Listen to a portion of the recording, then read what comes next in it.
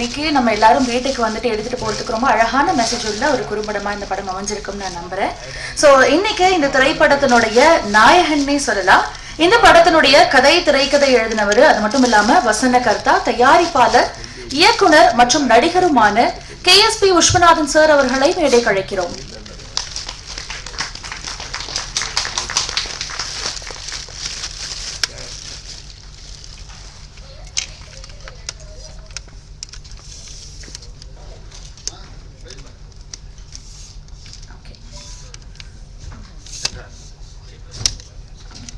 இப்போ வந்திருக்க விருந்தினர்களுக்கு எல்லாருமே இப்போ பொன்னாடை போர்த்தி மரியாதை செலுத்துற நேரம் அது. அதுக்காக சிறப்பு விருந்தினர்களான நடிகர், இயக்குனர் அண்ட் தயாரிப்பாளரான R. சுந்தரராஜன் சார் அவர்களை மேடைக்கு அழைக்கிறோம்.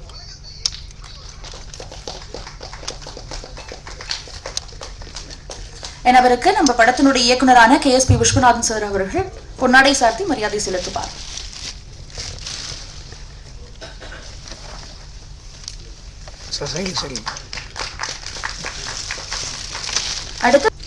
வணக்கம், எல்லாத்துக்கும் நன்றி. வணக்கம். பத்திரிகை நண்பர்களுக்கும் இந்த படத்தை காண வந்த நண்பர்களுக்கும், கெஸ்ட்டு என்னோட நண்பர்கள் சார் சுந்தரராஜன் சார், இவர் நம்ம டாக்கோர் சார், அடுத்து நம்ம அந்த அரவிந்த் சார், நம்ம வந்து 20 வருஷம் நண்பர்கள். அவங்க இந்த படத்தை நான் கதையோசனை எழுதும்போது நம்ம எப்படி இந்த படத்தை ஒரு தந்தை மகன் இவங்களுக்குள்ள இது நம்ம எப்படி கொண்டு போகணும்னு சொல்லி யோசித்தேன். கிட்டத்தட்ட ஒரு 3 மாதமாக யோசிச்ச பிற்பாடு எனக்கு இப்படி இந்த படம் பண்ணலாம் அப்படிங்கிறது ஒரு எண்ணம் வந்துச்சு. வரைய அது அந்த படம் தயார் பண்ணிக்கும் போது எனக்கு ஒரு சின்ன ஆக்சிடென்ட். அந்த ஆக்சிடென்ட் முடிச்சு திருப்பி நான் ஒரு 2 வருஷத்துக்கு பின்னாடி போகிறேன். திருப்பி படத்தில் இது பண்ணுறேன். இது வந்தவங்க எல்லாத்துக்கும், பத்திரிகையாளர் எல்லாத்துக்கும் நன்றி, வணக்கம். TRO மணிகண்டன் சார் அவர்களுக்கு பொன்னாடை போர்த்தி மரியாதை செலுத்த இருக்கிறார். எல்லாரும் கைத்தறி சேர் பண்ண நல்லா இருக்கு.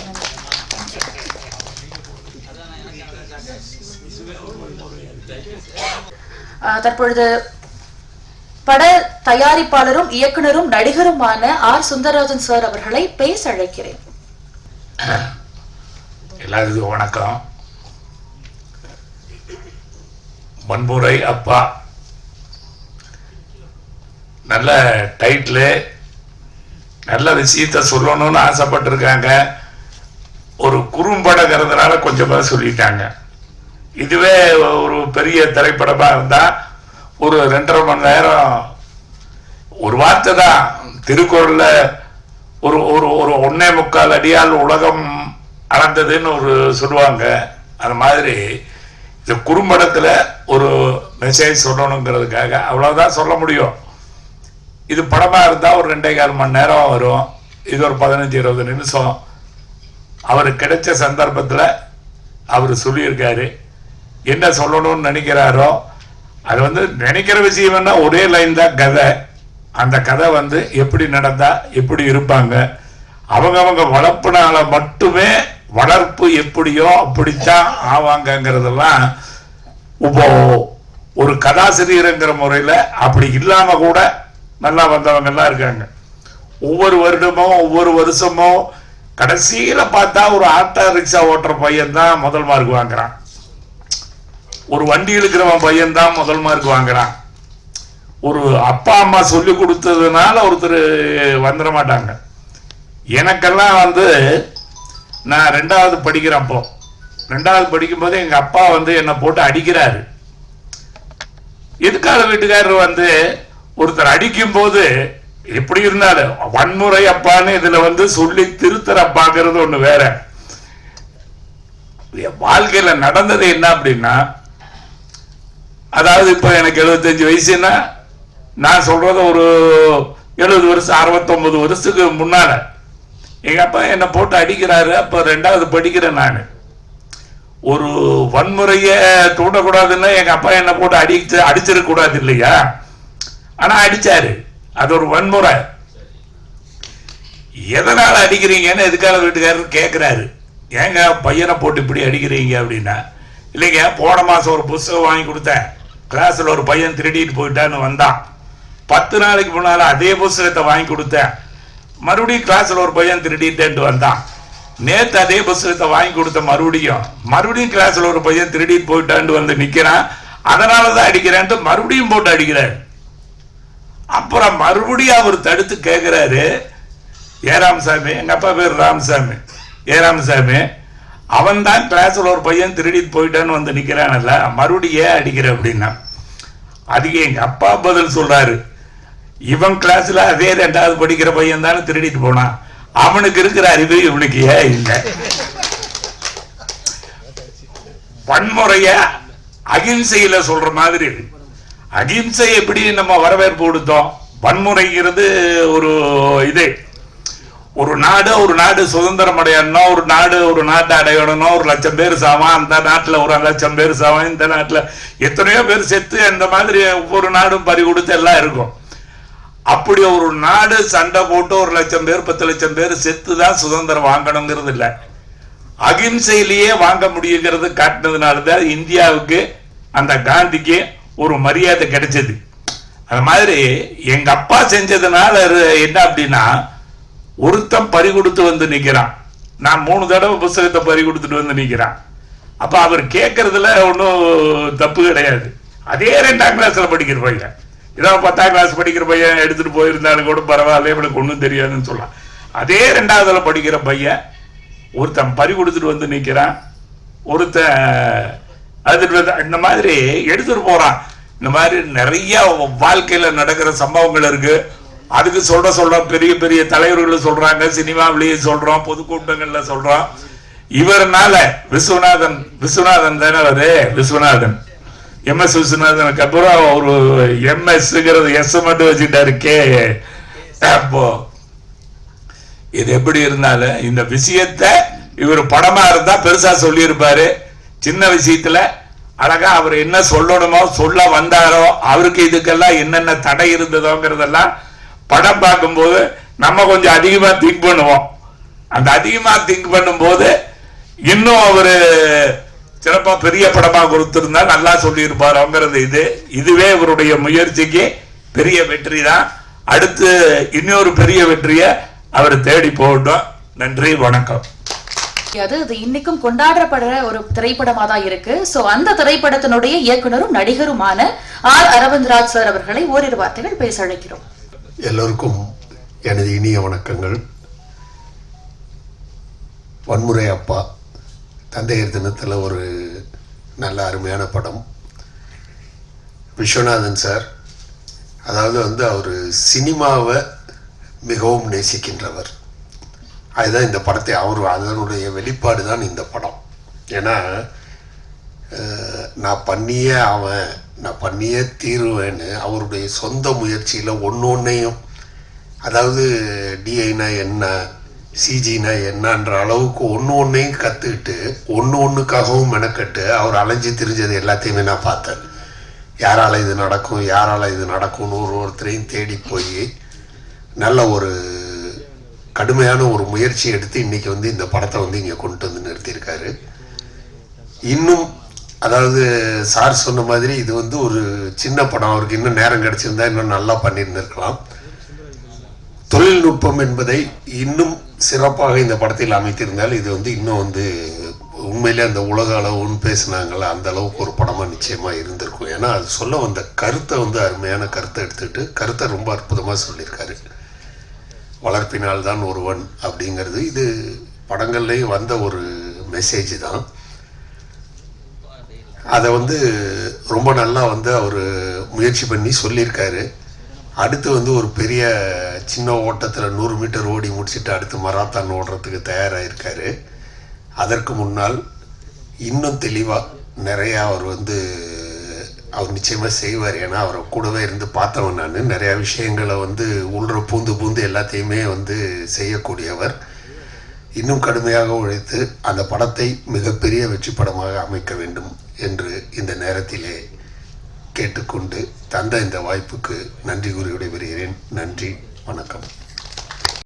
கலைத்தாகம் எங்களை பலமுறை கூப்பிட்டுருக்காரு. இந்த படத்தை எடுத்து முடிச்ச உடனே திண்டுக்கல்ல ராஜேந்திரால திரையிடுறோம் வந்துருங்க அப்படின்னு சொல்லி கூப்பிட்டுருந்தாரு. என்னால் போக முடியல.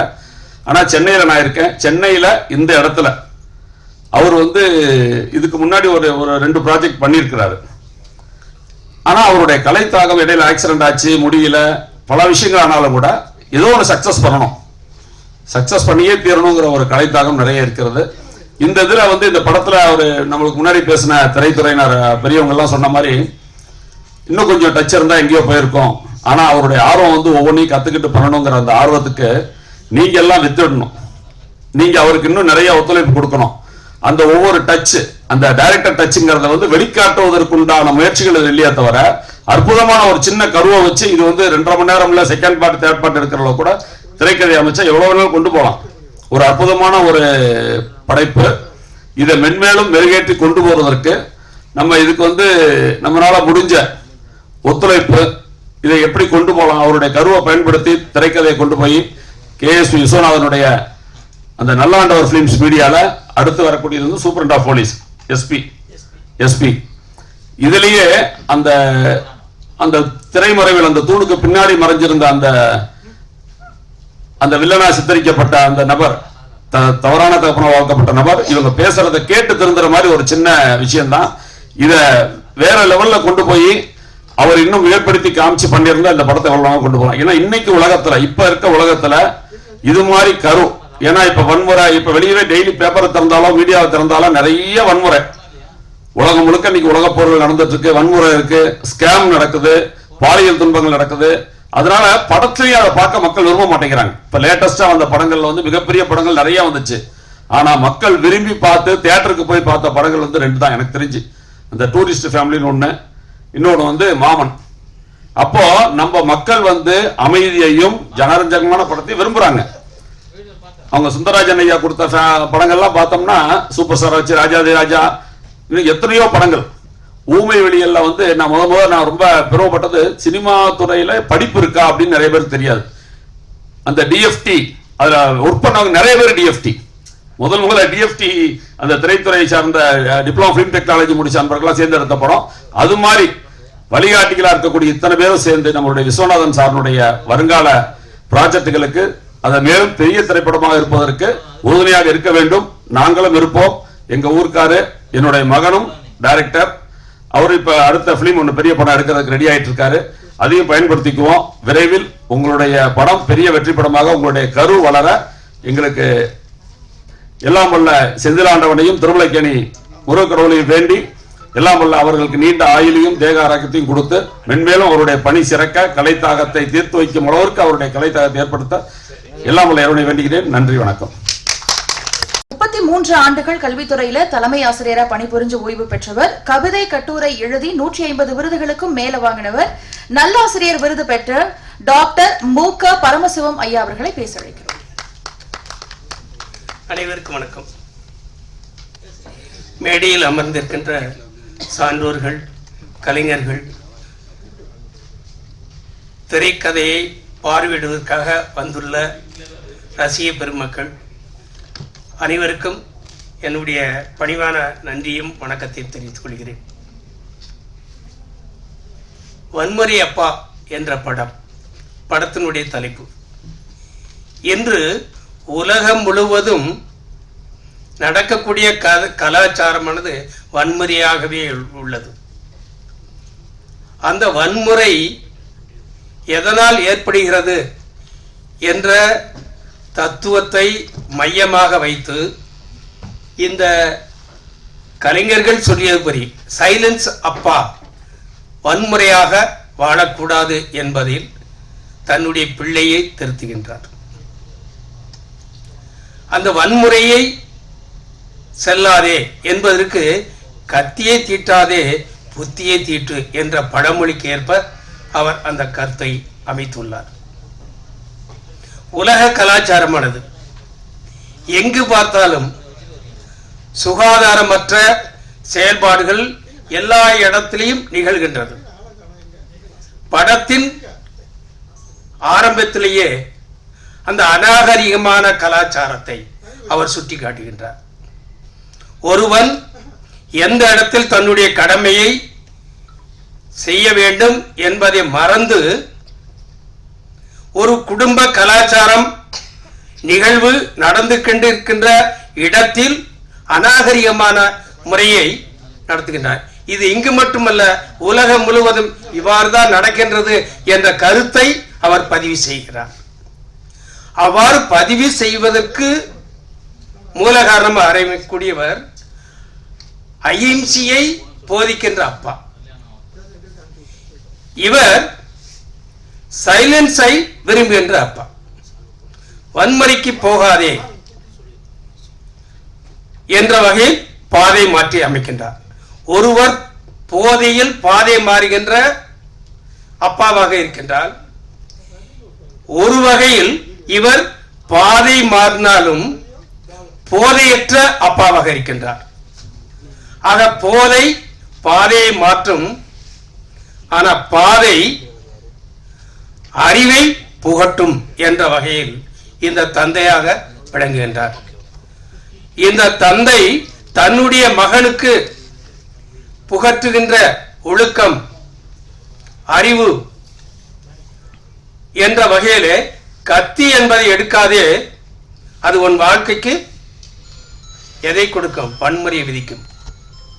அந்த கத்தியை விட்டுவிட்டு உன்னுடைய கடமைக்காக உன்னுடைய கல்வி கலாச்சாரம் இந்த வகையில் நீ அறிவை செலுத்து, அதில் திறமையை காற்று.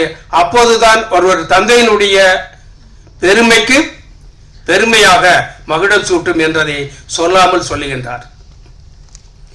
இந்த கருத்தினை வன்முறையை வளர்ந்த பையன் தன்னுடைய காதால் கேட்டுக்கொண்டிருந்து தன்னுடைய தந்தை எப்படி வளர்த்திருக்கின்றார் என்றது அவன் மனநிலையை சிந்திக்கின்றான். இந்த தந்தை அறிவுரை புகற்றுகின்றார், அந்த தந்தை வன்முறையை தூண்டுகின்றார்.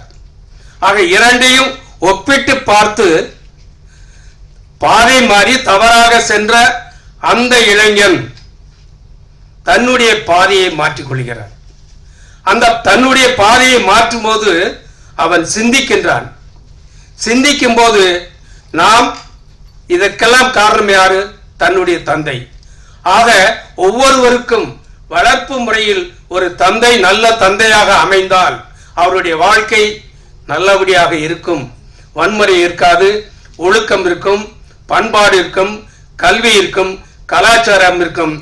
அவனுடைய பேரும் புகழும் மேலோங்கி வளரும் என்ற வகையிலேயே அவனுடைய சிந்தனையை மன ஓட்டத்தில் அவர் காட்சியாக நிரூபித்து காட்டியிருக்கின்றார்.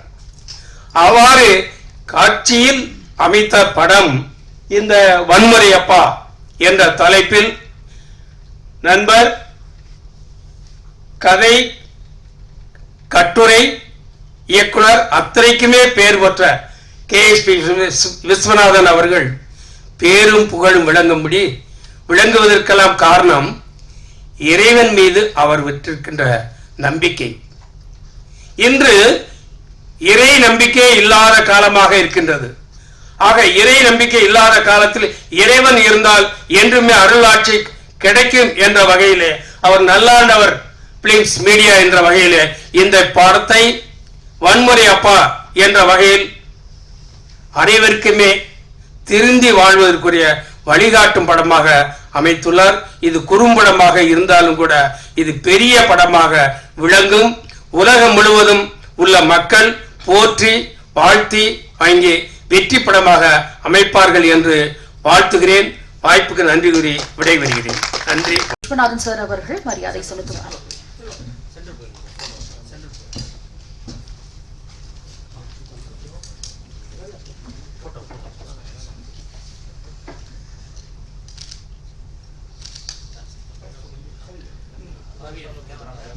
கேமராமேன் ரவி அவர்களுக்கு, கலைமகள் ரவி சார் அவர்களுக்கு படத்தினுடைய இயக்குனரான KSP விஸ்வநாதன் சார் அவர்கள் இப்பொழுது பொன்னாடை பொருத்தி கொண்டிருக்கிறார்.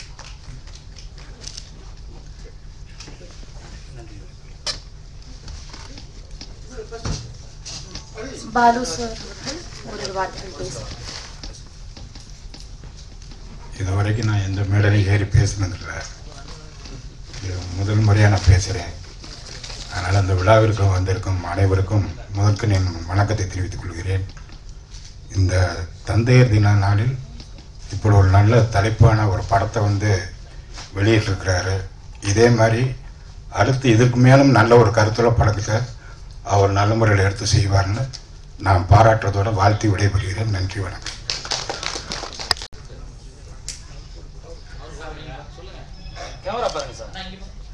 அருள்மிகு நல்லாண்டவர் பிலிம் மீடியா பெருமையுடன் வழங்கும் வன்முறை அப்பா தயாரிப்பு மற்றும் இயக்கம் KSP Viswanathan sir.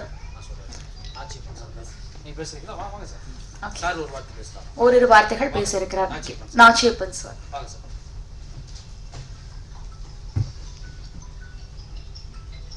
Sir Viswanathan sir எனக்கு ரொம்ப காலமாக 30 வருஷமாக ஃப்ரெண்டு. திண்டுக்கல்ல நானும் அவரும் பக்கத்து ஊர். அவர் ஆசை நல்லபடியாக இந்த படம் எடுத்திருக்காரு. நல்லபடியாக இருக்கான். ஏற்கனவே பேசியிருக்கேன். இதுக்கு மேலே எனக்கு பேச வரல. மென்மேலே இவர் நல்ல பட உலகத்தில் எல்லா பேர்த்து மாதிரி நல்ல பேர் எடுத்து நல்லா பெரிய புகழ் பெறணும். அந்த அளவுக்கு எங்கள் கருப்பணசாமியையும் என் நான் வணங்க தெய்வத்தையும் வேண்டி விரும்பி அவரை வாழ்த்துக்கிறேன். என் வயசு இல்லைனாலும் வாழ்த்துறேன். அவருக்கு ஒரு பொன்னாடை போத்தேன் என் சார்பாக.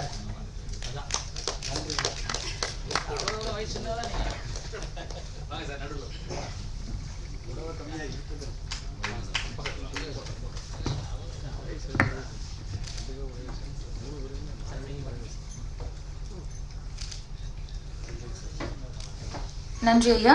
இப்ப பேசின எல்லாருமே இது வந்து குறும்படம், சோ இவர் பெரிய படம் எடுத்தா நல்லா இருக்கும்னு ரொம்பவே ஆசைப்பட்டாங்க.